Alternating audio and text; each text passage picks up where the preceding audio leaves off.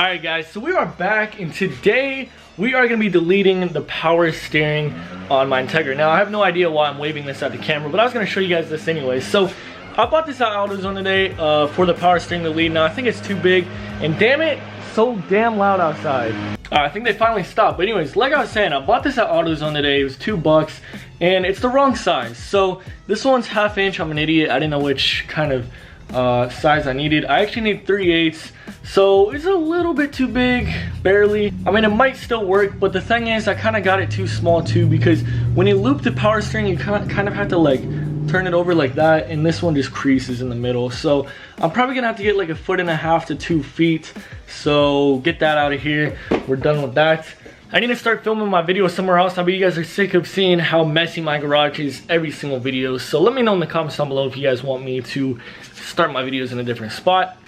But yeah, so I'm gonna go head down to Home Depot right now to go get this little fitting that you're supposed to screw into the steering rack to kind of loop the thing. So this is the cheap way to do it. I know they sell kits out there, but there's like a kit for like 45 bucks when I could do this for probably less than 10 bucks. So may as well just do it by myself, make my own little kit, and it'll work just the same.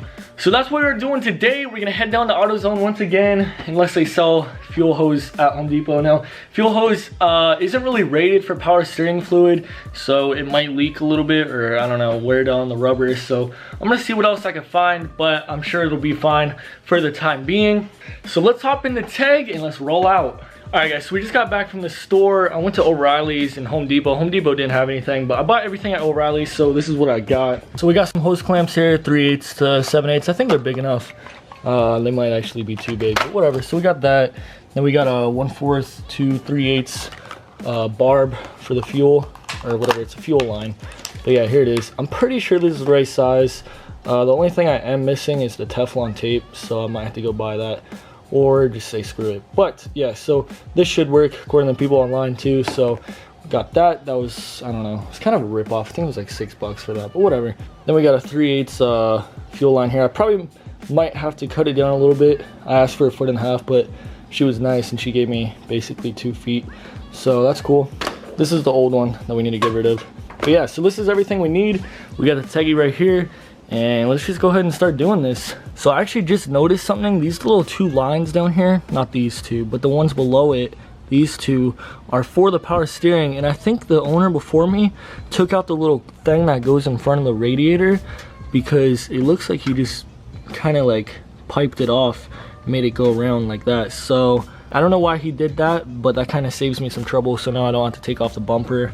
But we're gonna start by just lowering this, taking the belt off, taking the bracket off, and we'll just go from there.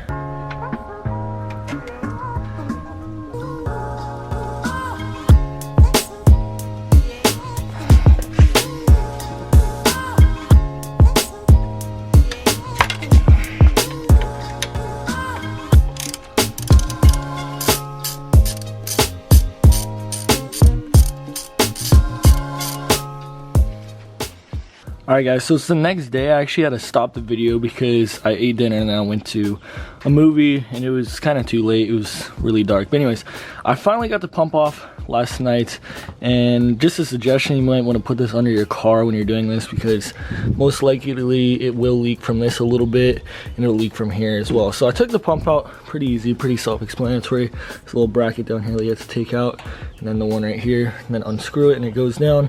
And yeah, so what we're gonna be doing today is taking out all these lines, take out the reservoir. We have to trace this all the way back there, and I know it's hard to see, but you can kind of see where it all connects right there. All right, so we're gonna take off the rest of the reservoir right here. Just a little clip right here. All right, so we got that off. Let's take this out of here. Oh. All right, so we got that out. Just throw it in there. We're probably gonna throw it out because I mean I'm never gonna put the power steering back in. But look how much space I already cleaned up. So next we're gonna have to take out all these lines. I think I'm gonna start with these lines first, and then worry about the big one lastly. So we'll just rest that one up there for now. But yeah, so there's a bolt right here. bolt right here. There's a couple just holding it on, and I think that's pretty much it. I also need to remove my AC.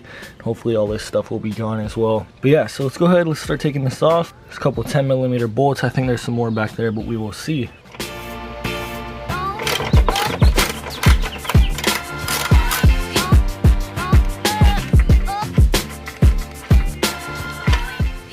Alright, so we got the hoses out. It was kind of a pain in the butt, but there it is. It was connected down there. It was actually connected to this right here with a hose clamp. Let's see if it'll focus. Yeah, right there by hose clamp. Now we're gonna disconnect this one, and then that should pull out this big one. So we're gonna unscrew it. It's probably easier if you jack up the car, but you can reach it from the top if you really wanted to, so that's what I'm gonna do. Alright, so I actually ended up jacking up the car because it was really hard to get it from inside. But definitely do not try taking that off without one of these. It's a flare wrench. Honestly, these were only like $5 from Harbor Freight. It's a 14mm. Don't do it without this, because if you strip that nut, you're screwed.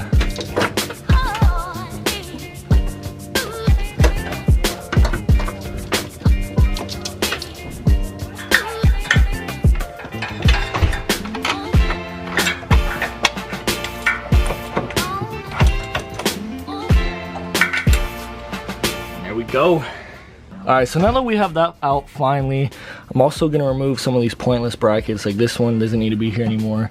This one doesn't need to be here anymore. So I'm going to take those out, and then we'll move on to what we're going to do down there. Alright, so we got the car jacked up. We're going to go inside, turn the wheel a couple times just to get some of the excess fluid out there, and then we'll be good. So we're going to turn it 3 times. Make sure you got the oil pan under there because it is going to get messy.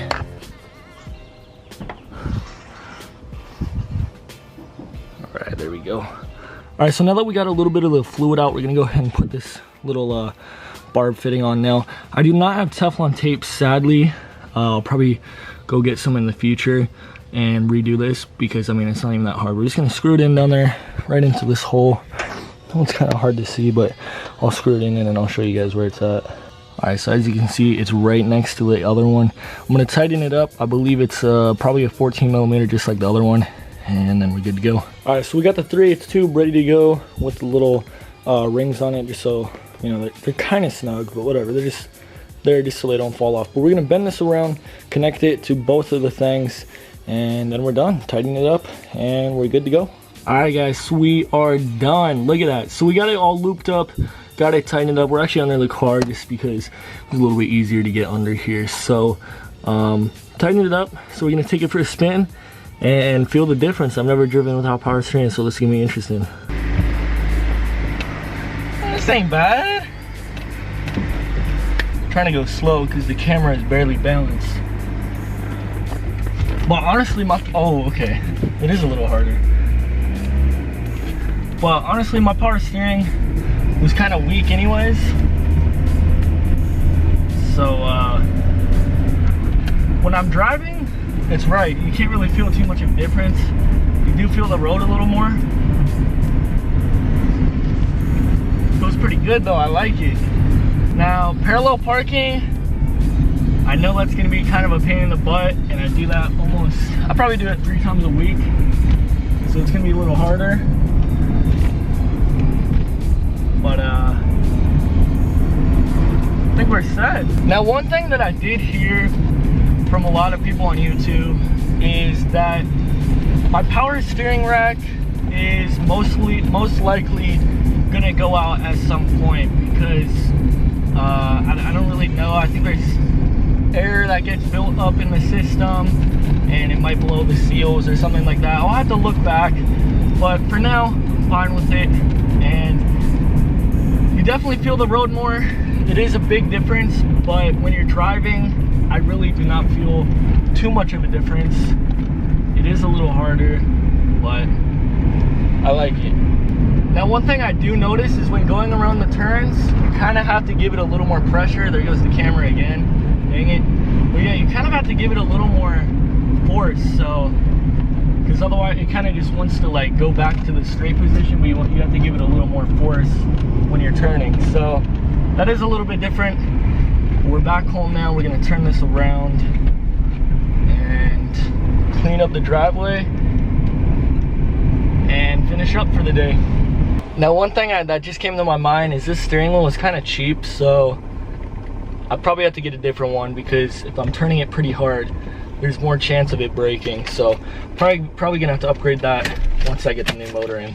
All right guys, so that is it. We deleted the power steering, and honestly, like I said, I might need to get a new steering wheel just because it's gonna be a little sketchy if I keep using that one, just because it was only 25 bucks. But anyways, I'm hot, I'm tired, and I'm ready to go take a shower. So there definitely is a big difference in the steering. Definitely gonna give me an arm workout when I am parallel parking. While I'm driving, just going through corners, it's a little bit harder, but it's, you know, it's nice. It gives you a nice feel of the road, and I just made room for my turbo. So anyways, that is it for this video, guys. I hope you guys enjoyed it. If you did, make sure to leave a like, subscribe if not already, to follow the GSR build. We're gonna swap it in within a week or two here. But yeah, so I'll see you guys in my next video. Peace.